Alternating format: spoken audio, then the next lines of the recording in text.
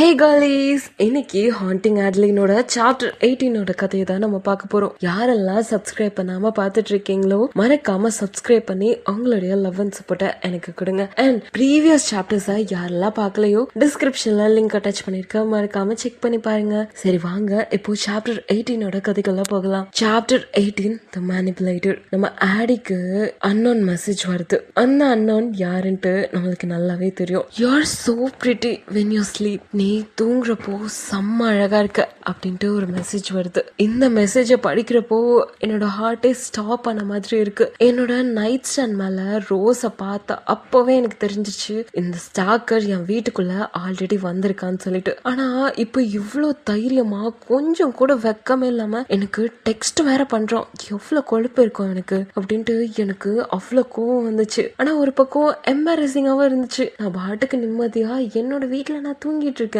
ஆனா இவன் எனக்கே தெரியாம நின்னு என்ன பார்த்துட்டு இருக்கான். அது மட்டும் இல்லாம எப்பயும் போல ரோஸ் வச்சுட்டு போயிருக்கான். ரோஸ் வச்சதோட மட்டும் இல்லாம இவ்வளவு தைரியமா இவன் மெசேஜ் வேற அனுப்பியிருக்கான். இன்னைக்கு நான் ரொம்பவே டயர்டா இருந்தேன். அதனால தயா கூட பால் ஹாப்பிங் போய் கொஞ்சம் ரிலாக்ஸ் ஆகலாம்னு சொல்லி ட்ரை பண்ணேன். ஆனா அப்ப கூட மேக்ஸ் என்ன மிரட்டிட்டு போனதுதான் என்னோட மைண்ட்ல வந்து போச்சு. அது இன்னுமே என்னால மறக்கவே முடியல. இன்னைக்கு ஃபுல்லா நான் எவ்வளவுதான் எழுத ட்ரை பண்ணாலும் என்னால கொஞ்சம் கூட எழுதவே முடியல, கொஞ்சம் கூட ப்ராக்ரஸ் பண்ணவே முடியல. ஃபைனலி என்னோட ரூமுக்கு போய் டிவி பார்த்து டைம் பாஸ் பண்ணிட்டு இருந்தேன். அப்போ எனக்கு கோவத்துல இவனுக்கு ரிப்ளை பண்ண, oh you look pretty after I stop you.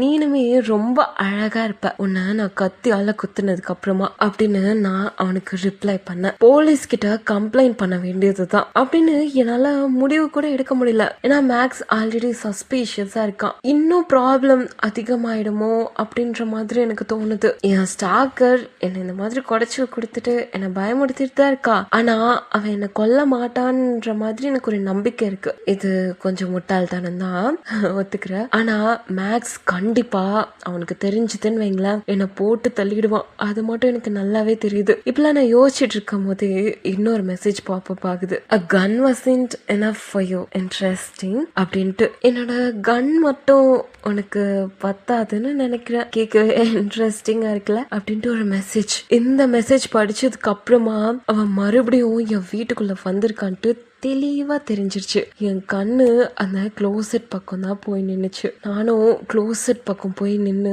பயத்தோட ஓபன் பண்ணி பார்த்தேன்.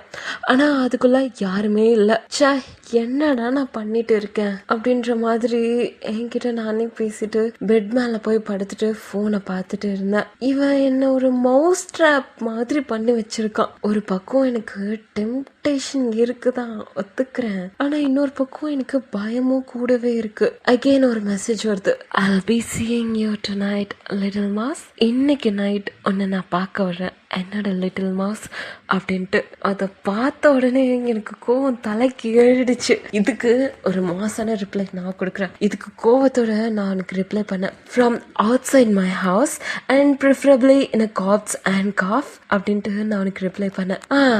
பாப்படா பாப்ப, என் வீட்டுக்கு வெளியே இருந்து தான் பார்க்க போறேன். அதுவும் போலீஸ்லாம் வந்து உன்னை அரெஸ்ட் பண்ணி ஹேண்ட் கஃபோட நின்று என் வீட்டுக்கு வெளியே நின்று என்னை பார்க்க போறேன் அப்படின்ட்டு பிளேஃபுல்லா நானும் கோவத்தோட அவனுக்கு டெக்ஸ்ட் பண்ணேன். அதுக்கு அவன்கிட்ட இருந்து என்ன ரிப்ளை வந்துச்சு தெரியுமா? Oh baby, you don't need a cop to get me in handcuffs. Baby, நீ என்ன ஹேண்ட் கஃப்ஸ்ல பார்க்கணும்னு ஆசைப்பட்டேனா இதுக்கு போலீஸ்லாம் தேவையில்லடா செல்லக்குட்டி, நீ போதும் அப்படின்ற மாதிரி அவன்கிட்ட இருந்து மெசேஜ் வந்துச்சு. இந்த கான்வர்சேஷன் எனக்கு ரொம்பவே கன்ஃபியூஸ்டா இருந்துச்சு. ஒரு பக்கம் பயம், இன்னொரு பக்கம் கோவம், இன்னொரு பக்கம் எனக்கு ஏன்டி தெரியல அவன் மேல அவ்வளோ அட்ராக்ஷன் இருக்கு. அவ்வளோ அட்ராக்டடா நான் ஃபீல் பண்றேன். என் மைண்ட்ல நடக்கக்கூடிய இந்த எமோஷனல் போராட்டத்துக்கு நடுல அப்படி மாட்டிட்டு தவிச்சிட்டு இருக்கேன். கொஞ்ச நேரம் கழிச்சு கிச்சனுக்கு போய் விஸ்கி எடுத்து கொஞ்சம் காமாக ட்ரை பண்ணேன். அப்போ போன் எடுத்து பார்த்தப்போ அவன்கிட்ட இருந்து இன்னொரு மெசேஜ் வந்து இருந்துச்சு. Oh little mouse, I can't wait to eat you அப்படின்ட்டு. Oh little mouse, என்னால உன்னை சாப்பிடுறதுக்கு வெயிட் பண்ணவே முடியல அப்படின்ட்டு. இத பார்த்த உடனே எனக்கு ஷிவர் ஆயிடுச்சு. ஓ கடவுளே, என்னை ஏன் இப்படி பண்ற, உனக்கு என்ன அவ்வளவு வெறுப்பா இருக்கு என் மேல அப்படின்ற மாதிரி எனக்கு அவ்வளவு கோவம் வந்துச்சு. என்கிட்டயே நான் தனியா பேசிட்டு இருந்தேன். இந்த நிலைமைக்கு கொண்டு வந்துட்டோம் என்னோட ஷேடோ. ஃபைனலி ரொம்பவே டயர்டா இருந்துச்சா, அதனால பெட்ல போய் படுத்துக்கிட்டு பிளாங்கெட்டை எடுத்து ஃபுல்லா தலை வரைக்கும் பூத்திக்கிட்டு படுத்துக்கிட்டேன். மான்ஸ்டர்ஸால என்கிட்ட வர முடியாதுன்னு சொல்லிட்டு அந்த நம்பிக்கையோட படுத்து தூங்கினேன். நம்ம சின்ன வயசுல எல்லாம் பெட்ஷீட் எடுத்து தலை வரைக்கும் போத்திட்டா நம்ம மான்ஸ்டர்ஸால நம்மள எதுவும் பண்ண முடியாதுன்னு ஒரு சின்ன நம்பிக்கை வரும்ல,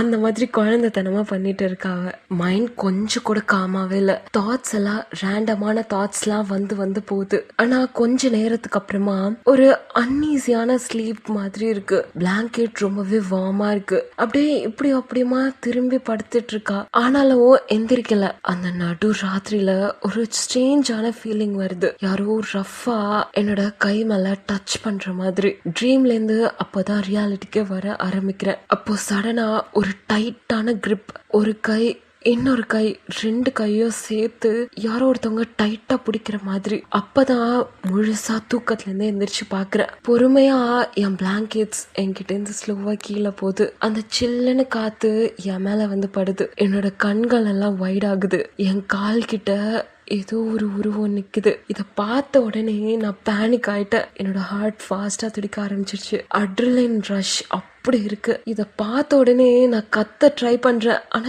என்னோட வாய் டே போட்டு மூடப்பட்டிருக்கு. இத பார்த்த உடனே எனக்கு என்ன பண்றதுன்ட்டே தெரியல. அவன் ரொம்பவே காமா மிரட்டுற மாதிரி என்கிட்ட வந்து பேசினான். What did I tell you, little mouse? I always follow through with my threats. என்னோட லிட்டில் மவுஸ், என்ன சொன்னேன் நான் உன்கிட்ட? நான் சொன்ன த்ரெட்ஸ் எல்லாத்தையுமே நான் கண்டிப்பா ஃபுல்ஃபில் பண்ணுவேன். உன்னை சும்மா பயமுடுத்துறதுக்காக மிரட்டுறேன்னு நினைச்சிட்டு இருக்கியா? அது எல்லாத்தையுமே கண்டிப்பா நான் ஃபுல்ஃபில் பண்ணுவேன் அப்படின்ட்டு அவன் சொன்னான். ஃபக் ஆஃப், என்னை விடு, என்னை தயவு செஞ்சு விட்டுரு அப்படின்னு சொல்லி நான் கத்துனேன். அவன் ரஃபா என் ஃபேஸை கிராப் பண்ணி க்ளோஸா கிட்ட வந்தான். அவன் கிட்ட இருந்து அந்த மென்ட் ஸ்மெல், அந்த ஸ்மோக் ஹிண்ட் எல்லாமே நான் ஃபீல் பண்ணேன். இதெல்லாமே என்ன ஒரு மாதிரி அட்ராக்ட் பண்ணுச்சு. என்ன ப்ரொவோக் பண்ணிட்டே இருந்த. ஹர்ட் பண்ண எனக்கு பிடிக்கும். நீ அழுவுற சத்தம் இருக்கே, அது எனக்கு மியூசிக் மாதிரி இருக்கு அப்படின்னு அவன் சொன்னான். நானா அவன் கூட சண்டை போட்டுட்டு இருக்கேன். அவனை திட்டுறேன். ஆனா அவன் சிரிக்கிறான். பேட் கேர்ள் லிட்டில் மவுஸ் அப்படின்ட்டு அவன் சொன்னான். You Gantt escape from me அப்படின்னு சொன்ன அந்த வார்த்தைகள் என் மைண்ட்குள்ள ஓடிட்டே இருக்கு. நான் ஹெல்ப்லெஸ்ஸா இருக்கேன். இவன் கிட்ட இருந்து என்னால தப்பிக்கவே முடியாது அப்படின்ற மாதிரி எனக்குள்ள தோணிட்டே இருந்துச்சு. அது மட்டும்தான் என் மைண்ட்ல எக்கோ ஆயிட்டே இருந்துச்சு. இந்த ரூம் அவ்வளோ டார்க்கா இருந்துச்சு. அந்த மூன் லைட் மட்டும்தான் அந்த ரூமை லைட்டன் பண்ணிச்சுன்ட்டு சொல்லலாம். அந்த நிலா வெளிச்சம் மட்டும்தான் அந்த ரூம்ல இருந்துச்சு. என்னால என் கண்ணை கூட திறக்க முடியல. என் கண்ணை திறக்கிறது கூட எனக்கு பயமா இருக்கு. நடந்ததெல்லாம் ஃபேஸ் பண்றதுக்கு எனக்கு பயமா இருக்கு. நான் என்ன பண்ணுவேன், என்ன சொல்லுவேன், எனக்கு எதுவுமே தெரியாது. நான் இப்போ ஒரு பயத்துல இருக்கேன். இப்பெல்லாம் நான் நினைச்சு ஃபீல் பண்ணிட்டு இருக்கப்போ ஃபார் த ஃபர்ஸ்ட் டைம் மேல இருக்க கடவுளுக்கு நான் பேசினது கேட்ட மாதிரி ஒரு ஃபீல் வந்துச்சு. ஒரு மிராக்கல் மாதிரி இருந்துச்சு. அவன் என் மேல இருந்து ஸ்லோவா கைய எக்ஸ்டெண்ட் பண்ணி ரோப்ஸை லூசன் பண்ணான். எதுவுமே சொல்லாம திரும்பி நடந்து போனான். நான் கஷ்டப்பட்டு என்னோட கண்ணை ஓபன் பண்ண அவன் போறத பார்த்துட்டு இருந்தேன் அமைதியா. எனக்குள்ள அவ்வளோ கோவம் இருந்துச்சு. அப்படியே வாயில வார்த்தை தொண்டை வரைக்கும் வந்து நிக்குது. அப்படியே அவனை கத்தி திட்டலான்னு வரேன். ஆனா எதுவுமே சொல்லாம அமைதியா இருந்துட்டேன். ஏன்னா பேசாம செவனேன்னு போறவனை பார்த்துட்டு நான் ஏதாவது சொல்ல போய் அவனை ப்ரோவோக் பண்ணி திரும்ப ஏதாவது வந்து பண்ணிட்டானா, அதனாலதான் எதுவுமே சொல்லாம அமைதியா இருந்தேன். டோர் கிட்ட போய் நின்னு என்னை திரும்ப பார்த்தா. அவன் பாக்குறப்போ அந்த மூன் லைட்ல அவனோட ஃபேஸ் அப்பதான் கொஞ்சம் லைட்டா தெரிஞ்சது. அவனோட ஷார்ப்பான அந்த ஜா லைன், அவனோட ஸ்கின்ல இருக்கக்கூடிய அந்த ஸ்வெட், அது மட்டும் இல்லாம அந்த சின்ன ஸ்கார், இது எல்லாமே எனக்கு தெரிஞ்சது. அவ்வளோ அட்ராக்டிவா இருந்தான் அவன். அவன் எதுவுமே பேசவே இல்லை. அவனோட லோவர் லிப்பை மட்டும் ஸ்ட்ராங்கா அப்படி கடிச்சிட்டு எதுவுமே சொல்லாம அங்கிருந்து திரும்பி டோரை ஸ்லோவா க்ளோஸ் பண்ணிட்டு கிளம்பிட்டான். நான் அகைன் தனியா இருக்கேன். இந்த வாட்டியும் கம்ப்ளீட்லி ப்ரோக் ஆயிட்டேன். என்ன அறியாமலேயே என் கண்ணெல்லாம் கலங்குது. அப்படின்னு இந்த சாப்டர் இந்த இடத்துல முடியுது. இந்த சாப்டரோட எண்ட்லயுமே ஒரு நோட் இருக்கு. அந்த நோட்ல என்ன இருக்குன்னு சொல்லி பார்க்கலாமா? June 19th 1945. ஜான் இன்னைக்கு அகைன் குடிச்சிருக்கான். நான் அவன் கிட்ட எனக்கு கொஞ்சம் ஸ்பேஸ் வேணும்னு சொல்லி கேட்டேன். ஆனா யூஸ்வலா நடக்கிறது தான் நடந்துச்சு. நான் திருட்டுத்தனமா ரொனால்டோவை பார்க்க போயிட்டேன். தெரியும் என் ஹஸ்பண்ட் இப்போ ரொம்பவே ஹர்ட் ஆகியிருக்கான், ரொம்பவே கோவமா இருக்கான். ஆனா அவனோட அந்த ஹாஷான வார்த்தைகள் இல்ல கொஞ்சம் உண்மையான வார்த்தைகள்ல இருந்து தப்பிக்க நான் தப்பான வழியை தேடிதான் போயிட்டு இருக்கேன். கடவுளே, நான் ரொம்ப மோசமானவ உண்மையாவே. ஆனா இதை எப்படி ஸ்டாப் பண்ணணும்ட்டு எனக்கு சுத்தமா தெரியவே இல்லைன்னு தான் சொல்லலாம். இப்போ ரீசன்ட் டேஸ்ல நான் சேஃபா ஃபீல் பண்ணவே இல்லை. ஜான் இப்போ அதிகமா குடிக்க ஆரம்பிச்சிட்டான். இன்னும் என்ன அவன் ஹர்ட் பண்ணல, ஆனா ஒரு நாள் கண்டிப்பா பண்ணுவானோன்ட்டு எனக்கு ஒரு பயம் இருக்கு. நாள் போக போக அவனோட கோவம் அதிகமாயிட்டே தான் போகுது. ஒர்க் முடிஞ்சு வீட்டுக்கு வந்த உடனே சேரா மேல எரிஞ்சு விழறான். சில விஷயங்களுக்கெல்லாம் கத்துறான். சேராவை அழ வச்சிருக்கான். நான் சேராக்கு எக்ஸ்பிளைன் பண்ண ட்ரை பண்ணேன். நம்ம லைஃப்ல ஒரு ரஃப்பான ஃபேஸ்ல தான் இப்ப இருக்கோம். இப்போ அவளுக்கு 15 வயசு ஆகுது. மேரேஜஸ் எல்லாமே பெர்ஃபெக்ட் இல்லைன்னு புரிஞ்சிக்க முடியும்னு நினைச்சுதான் சேரா கிட்ட நான் இதை எக்ஸ்பிளைன் பண்ணிட்டு இருக்கேன். ஆனா அவ என்னை பார்த்து ஒரே ஒரு வார்த்தை தான் சொன்னா, ப்ளீஸ்மா அப்பா கூட கொஞ்சம் அண்டர்ஸ்டாண்டிங்கோட போங்கல அப்படின்ற மாதிரி. ஆனா என்னால இதுக்கு மேலேயும் இவன் கூட அட்ஜஸ்ட் பண்ணி போகவே முடியாது. இவன் சேராக்காக கூட என்னால இந்த விஷயத்த பண்ணவே முடியாது. இது கேட்கறதுக்கே ரொம்பவே செல்ஃபிஷா இருக்கும்னு எனக்கு தெரியும் அப்படின்னு இந்த சாப்டர் எந்த இடத்துல முடியுது. இந்த சாப்டர் உங்களுக்கு பிடிச்சிருந்துச்சுன்னா மறக்காம லைக் பண்ணுங்க, ஷேர் பண்ணுங்க. முக்கியமா அவள் செல்லும் கதைகளை மறக்காம சப்ஸ்கிரைப் பண்ணிடுங்க. அப்பதான் நெக்ஸ்ட் சாப்டர்ஸ் உங்களை தேடி வரும். நெக்ஸ்ட் சாப்டர்ல பார்க்கலாம். நன்றி, வணக்கம்.